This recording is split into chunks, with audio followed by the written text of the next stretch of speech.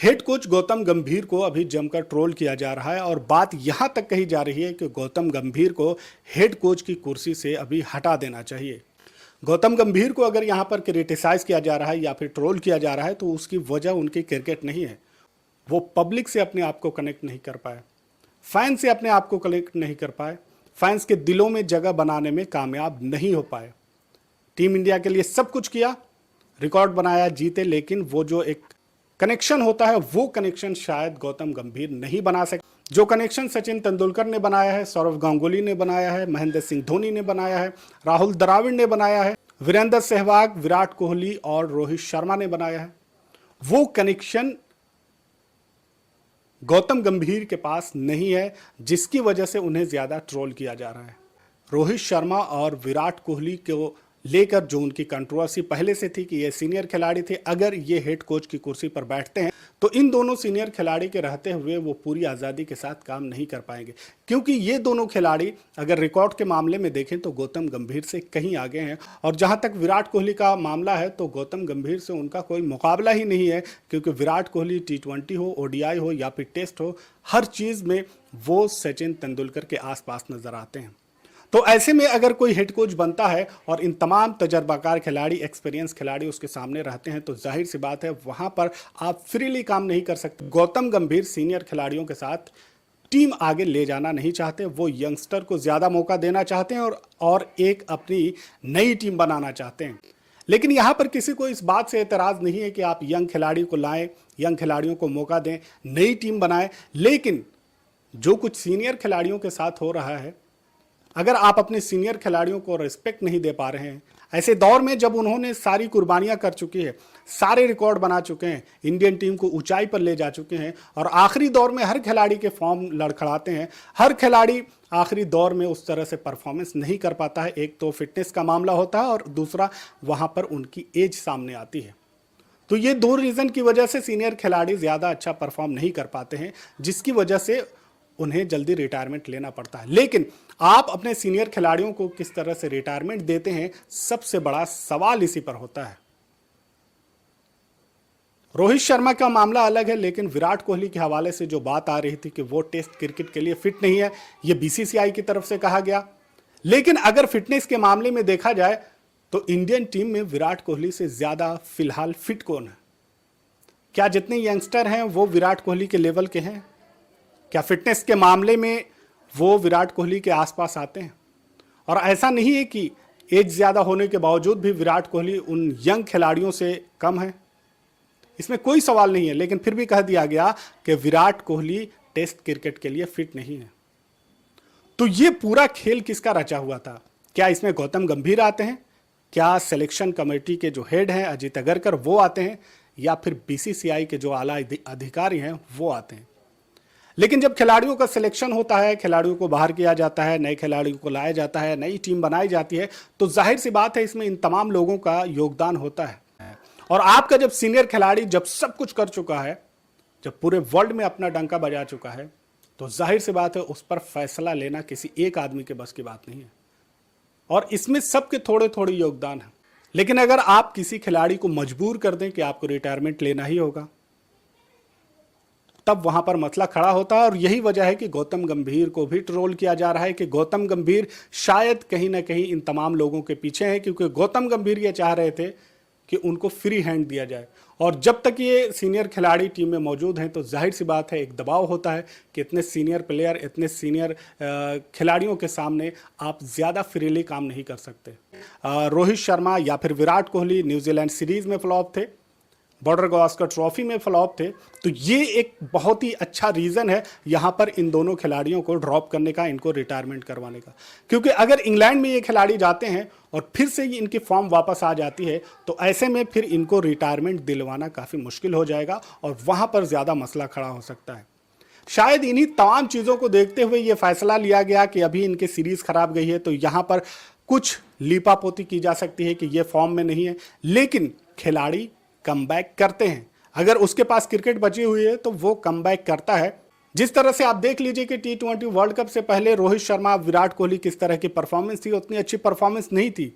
लेकिन विराट कोहली ने world cup में जबरदस्त परफॉर्मेंस करते हुए टीम को चैंपियन बनाने में मदद की और जिस मैच में सबसे ज़्यादा ज़रूरत थी, जहां पर पूरी टीम लड़खड़ा गई थी, वहां पर वही खिलाड़ी चला, वही विराट कोहली चले जो पिछले मैचेस में फ्लॉप चल रहे थे और जिसकी वजह से वहां पर T20 मैचेस टीम इंडिया ने जीता।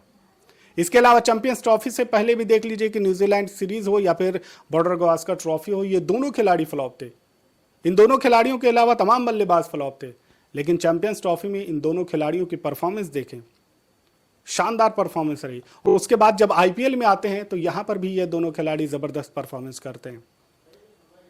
एक तरफ तो रोहित शर्मा 50 लगाने में कामयाब होते हैं, लगातार 2 50 लगाते हैं, शानदार खेलते हैं, और दूसरी तरफ विराट कोहली तो 50 की झड़ी लगा देते हैं। और ऐसे में बीसीसीआई की तरफ से कहा जाता है कि वो फिट नहीं है। वो खिलाड़ी जो आईपीएल में शानदार प्रदर्शन कर रहा है, वो खिलाड़ी जो चैंपियंस ट्रॉफी में शानदार उसने परफॉर्मेंस की है, यानी कि वो अब फॉर्म में आ चुका है, उसके अंदर कॉन्फिडेंस आ चुका है। अब वो टेस्ट क्रिकेट में जो पिछली सीरीज में वो फ्लॉप था, नहीं चल पा रहा था, तो टेस्ट क्रिकेट में भी वो अपनी फॉर्म को इसी तरह से ले जा सकता है। टेस्ट क्रिकेट की बात करें तो तमाम बल्लेबाज फ्लॉप थे, शुभमन गिल हो, ऋषभ पंत हो, केएल राहुल हो, जो भी हो सब फ्लॉप थे। तो क्या यहां पर यह खतरा था कि अगर विराट कोहली इंग्लैंड जाते हैं या रोहित शर्मा इंग्लैंड जाते हैं तो कहीं वो कम बैक कर गए और शानदार पारी खेलने में कामयाब हो गए, तो क्या फिर वहां पर उन्हें रिटायरमेंट लेने के लिए मजबूर नहीं किया जा सकता? शायद इस पे भी लोग गौर कर रहे हैं और ये भी एक रीज़न वहां पर बताया जा रहा है। और गौतम गंभीर के बारे में जो बात की जा रही है कि उन्हें क्रिकेट से हटा देना चाहिए, हेड कोच से हटा देना चाहिए, वो इसलिए नहीं कि वो एक अच्छे खिलाड़ी नहीं है। उन्होंने बहुत कुछ किया है, कंट्री के लिए बहुत अच्छी पारी भी खेली है।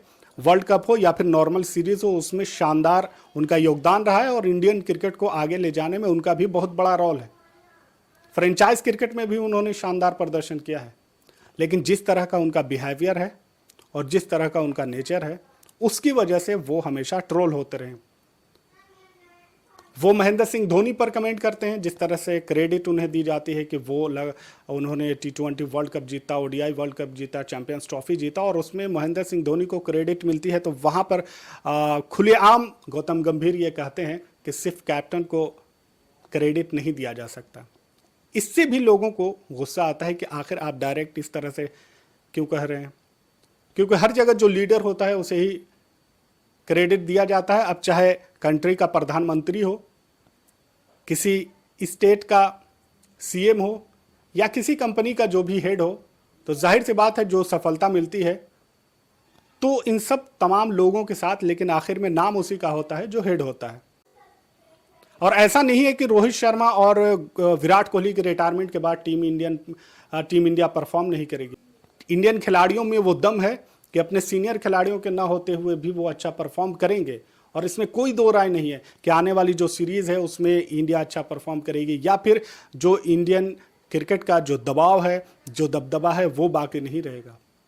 वो सब कुछ रहेगा और वो शानदार चलता रहेगा।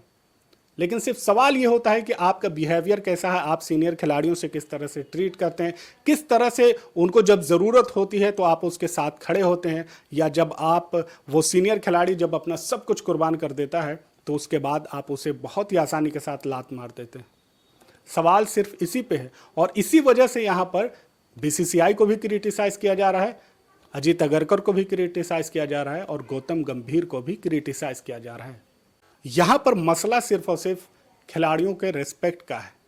गौतम गंभीर के आने के बाद उनकी शुरुआत काफ़ी ख़राब रही, न्यूजीलैंड सीरीज़ हार गए, बॉर्डर गावस्कर ट्रॉफी में बहुत बुरी हालत रही, और बीच सीरीज़ में आर अश्विन वहाँ पर सीरीज़ छोड़कर चले जाते हैं, रिटायरमेंट ले लेते हैं। उसके बाद जब सीरीज़ ख़त्म होती है तो मोहम्मद सिराज को वहाँ से ODI सीरीज़ से हटा दिया जाता है। सरफराज खान की एक कंट्रोवर्सी सामने आती है, और इसके अलावा रोहित शर्मा और विराट कोहली का ये पूरा कंट्रोवर्सी जो आती है, तो जाहिर सी बात है कि चैंपियंस ट्रॉफी तो गौतम गंभीर जीतने में कामयाब हो गए, टीम बहुत अच्छा परफॉर्म की, लेकिन चैंपियंस ट्रॉफी जीतने वाले उन दो सीनियर खिलाड़ियों के साथ जिस तरह का अब ट्रीटमेंट किया जा रहा है, तो उससे लोगों को नाराज़गी है।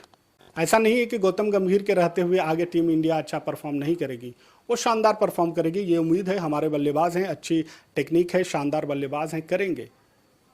लेकिन आपको अपने सीनियर खिलाड़ियों को रेस्पेक्ट देना चाहिए और इस तरह से तो ट्रीटमेंट नहीं देना चाहिए, क्योंकि बार बार विराट कोहली पैदा नहीं होता।